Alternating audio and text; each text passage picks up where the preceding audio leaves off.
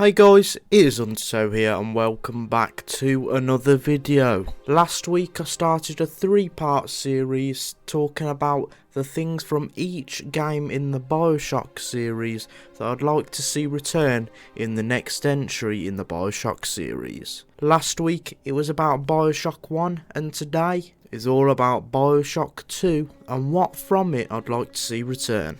Before I get started guys, I would like to say, if you do enjoy the video, please make sure to subscribe so you don't miss any of the weekly videos I post every Wednesday about the Bioshock series. Right now, a whopping 81% of people that watch my videos aren't subscribed. So if you are watching this video and do enjoy it, please do subscribe, as it helps my videos and my channel reach out to more people that may be fans of the Bioshock series.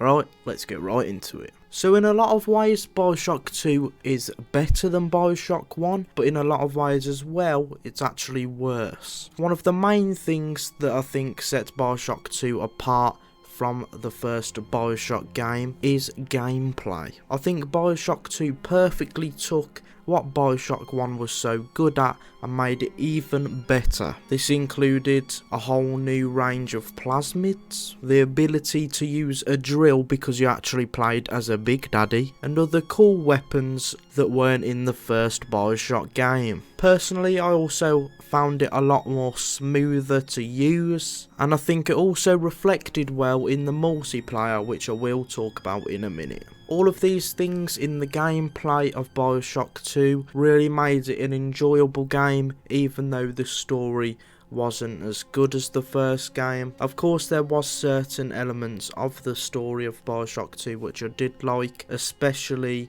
in the DLCs, which we'll talk about later as well. But gameplay, similar to Bioshock 2, is what I'd love to see return in the next Bioshock game. What do you guys think about the gameplay in Bioshock 2? Let me know down in the comments below.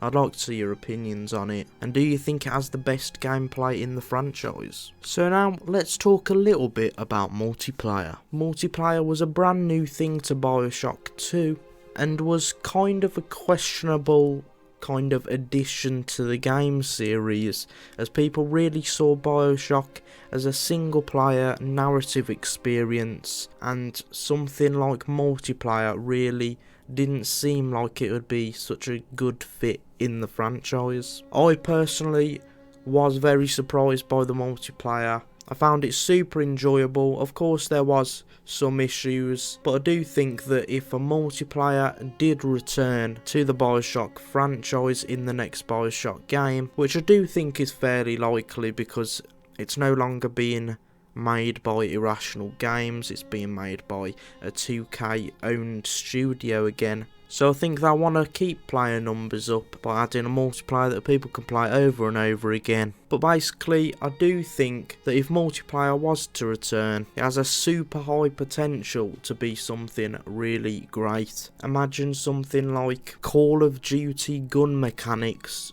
mixed with the plasmids of Bioshock. I think a multiplayer that was fully done out like that would be absolutely insane, but obviously I would prefer them to put much more of the focus on the single player narrative story main campaign, because that's really what Bioshock is and that's how it started, so it should definitely stick to its roots. Something we've now come to expect in the Bioshock games now really is some kind of story DLC after the game releases. Bioshock 2 arguably had the best DLC in the series so far, with the Minerva's Den DLC. In it, once again you play as a Big Daddy, but this one is called Sigma, and you have to find a supercomputer called the Thinker.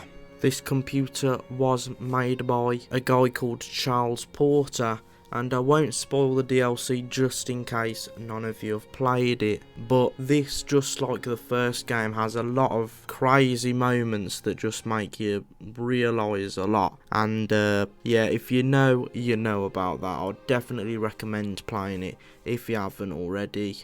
But this DLC is absolutely insane. I think most people can agree with me on that, and it was definitely a step above the Bioshock 2 story. Now, I'm not really sure if I would like to see a DLC come to the next Bioshock game. Obviously, because we've started seeing it, you know, as in the last 2 Bioshock games, because Bioshock Infinite had Burial at Sea, but if they do have to make a DLC for it, I do think it should be a DLC on the level of Minerva's Den, something that's worth actually purchasing after playing the main game. And of course, I don't want it to feel like you have to get it. I want it to feel like the main game is a story by itself, and then there's just an extra little bonus experience that you can have if you feel like purchasing that extra DLC.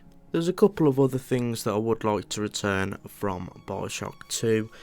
Just little things like, you know, playing as a Big Daddy again, that was really cool. Being able to actually use the drill and stuff like that. Also, more creative weapons. Bioshock 2 had a lot of creative weapons that were just really fun to use. They felt super overpowered, stuff like that. But let me know down in the comments, guys, what you would like to see return from Bioshock 2 specifically.